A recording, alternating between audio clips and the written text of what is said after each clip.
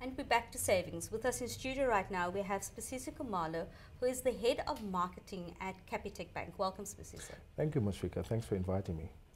Sibisiso, South Africans are known to be of the worst savers in the world. Are we destined to save that way? Are we destined to stay of the worst savers in the world? Is there any hope for South Africans with regards to saving? Or are we always going to be stuck in that place that says to us, my income is not even enough to cover my expenditure? Yeah. Are we destined to stay in that place? I think it's a good question. I think the fact is we can't look at people's behavior in isolation of their history. So we need to understand that South Africans actually do save. It's just that they're not saving formally. So you have a lot of people that are still saving in the old way of saving, money under the mattress, money through some policies, money through stokvels. I mean, our stokvel industry is a 50 billion rand industry. Mm-hmm. So when we look at the stats, we're looking at formal kind of like saving mechanisms. And we are not taking into account the fact that the products have not really been designed and have been there to get people to start saving. Banking largely only in the last 20 years has really become accessible to a lot of South Africans. So there's a structural kind of like a problem that needs to be fixed. And you find also that there's still a barrier. There is still a financial barrier in the minds of very many South Africans. South Africans are still scared of financial institutions. We are still scared of the financial jargon. We are still scared. We are still intimidated by money, by talk of money. Financial institutions need to do a lot of work. First of all, they need to understand the market. They need to understand the behaviors of the market, and they need to understand some of the paradigms.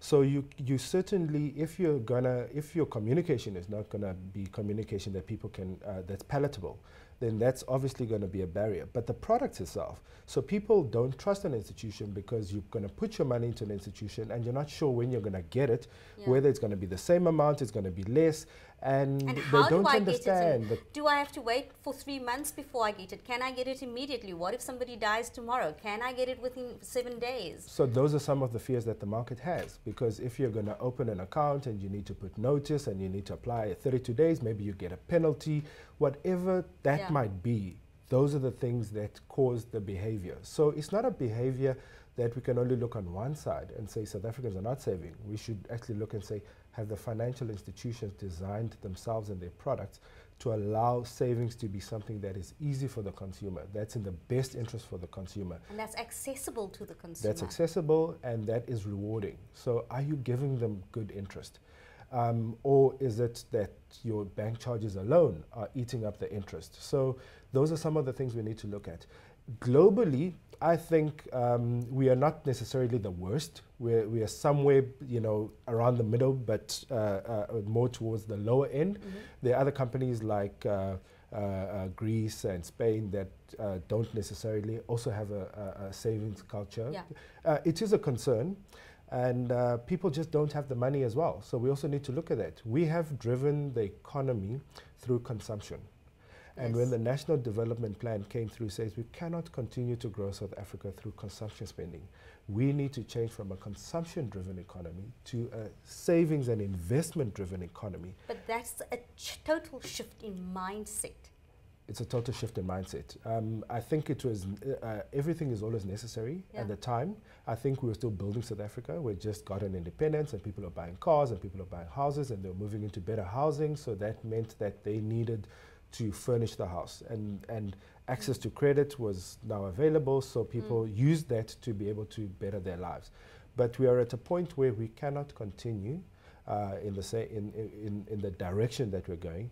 People need to have money to cushion them from the eventualities of life because things happen. You cannot, there's certain things that happen that you know are going to happen, so you plan for it. And that's where savings should actually play a major role.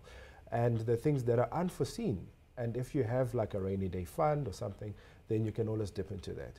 But I still think that a lot more work needs to happen in terms of the products that we are manufacturing as financial institutions and banks, whilst we're changing the behavior of the client.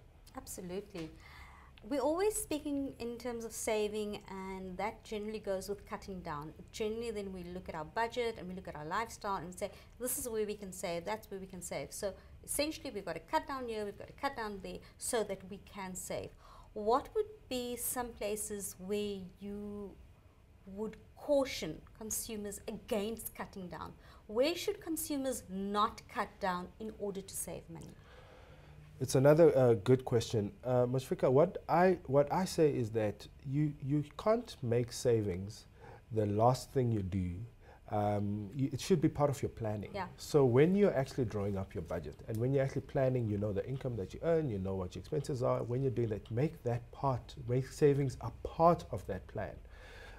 Obviously, you can only save money from a surplus after the expenses that you have. But if you are going to have to cut down in order to start building some sort of savings, you need to first honor your commitments. So if you have commitments that you need to pay, you need to honor those, because not honoring those will create other problems. So it's pointless to have money that you're saving. But you haven't paid your debt. You haven't paid your debt, because that will have more consequences you know, in the long run for you. So you need to honor that. And I also think that people tend to cut down on their policies. Policies are there to protect you in the event that something that you're not expecting happens. So I would also caution against people cutting down on policies and focus more on the places where you should cut down, the luxuries. And it's always hard to cut down on the luxuries. It's about, again, coming back to being honest about what is a need and what is a want.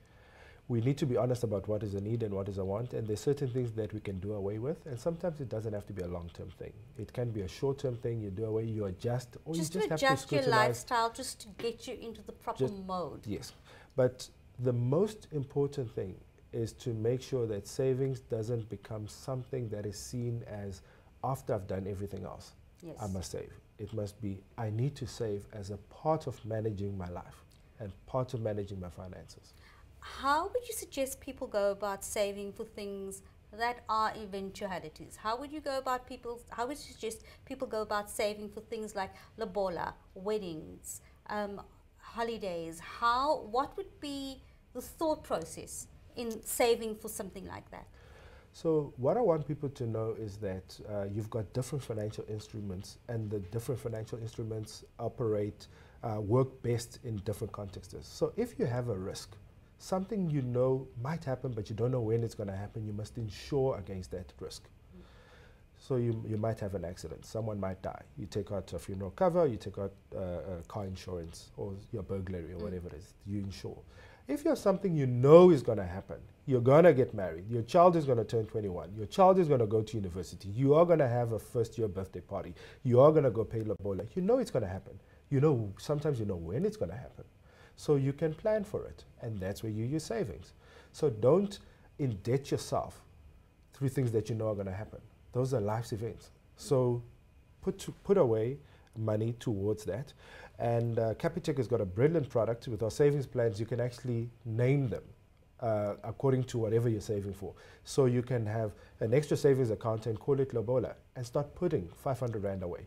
You earn good interest, you pay low charges, but you actually know what you're saving for. Because we actually find that these days people are becoming indebted for lobola, they're becoming indebted for lavish weddings, they're becoming indebted for big funerals, and I don't think that that is ever the idea behind any of those events. Yeah, I would caution against anyone taking debt for something that is an event you knew was going to happen, and the event is not there to last. Debt should be purpose-driven.